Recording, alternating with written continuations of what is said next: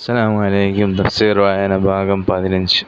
അങ്ങനെ അദ്ദേഹം സയ്യിദ് ബിൻ താബിത്ത് റളിയല്ലാഹു അൻഹുവിനെ വിളിച്ചു വരുത്തി കാര്യം മനസ്സിലാക്കി കൊടുത്തു. അബൂബക്കർ റളിയല്ലാഹു അൻഹു പറഞ്ഞു, താങ്കൾ ബുദ്ധിമാനായ ഒരു യുവാവാകുന്നു. ഞങ്ങൾക്ക് താങ്കളെപ്പറ്റി യാതൊരു തെറ്റിദ്ധാരണയും ഇല്ല. താങ്കൾ റസൂൽ തിരുമേനി സ്വല്ലല്ലാഹു അലൈഹി വസല്ലമയുടെ വഹ്യുകൾ എഴുതിയിരുന്ന ആളാണല്ലോ. ആകയാൽ താങ്കൾ ശരിക്ക് അന്വേഷണം നടത്തി ഖുർആനെ ഒന്നായി ശേഖരിക്കണം.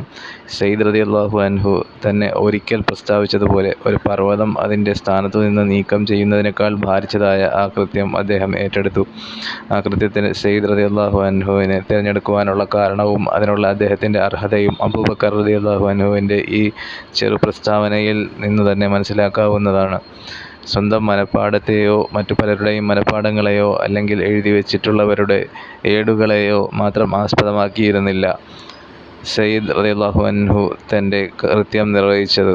ഇതിനെല്ലാം പുറമെ ലിഖിതങ്ങളിലെ ഉള്ളടക്കങ്ങൾ അതേപടി നബി സല്ലല്ലാഹു അലൈഹി വസല്ലമയിൽ നിന്ന് നേരിട്ട് കേട്ടെഴുതിയതാണെന്നു 2 സാക്ഷികളെങ്കിലും സാക്ഷ്യപ്പെടുത്തുക കൂടി ചെയ്ത ശേഷമേ അദ്ദേഹം അത് സ്വീകരിച്ചിരുന്നുള്ളൂ.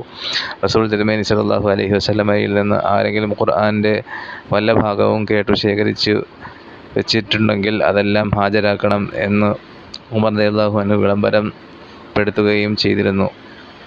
അപ്പോൾ 2 or 4 പേരുടെ സാക്ഷ്യത്തെ അടിസ്ഥാനമാക്കിയല്ല, നിരവധി സഹാബികളുടെ ഏകകണ്ഠമായ അറിവിനെ അടിസ്ഥാനമാക്കിയാണ് ആദ്യം തന്നെ ഈ സംഗതി നടന്നതെന്ന് വ്യക്തമാണ്. ഖുർആൻ്റെ ഓരോ വചനവും മുതവാത്തിർ, സംശയത്തിന് പഴുതില്ലാത്ത വിധം നിരവധി ആളുകളാൽ അറിയപ്പെട്ടത് ആണെന്ന് പറയുന്നത് ഇതുകൊണ്ടാണ്.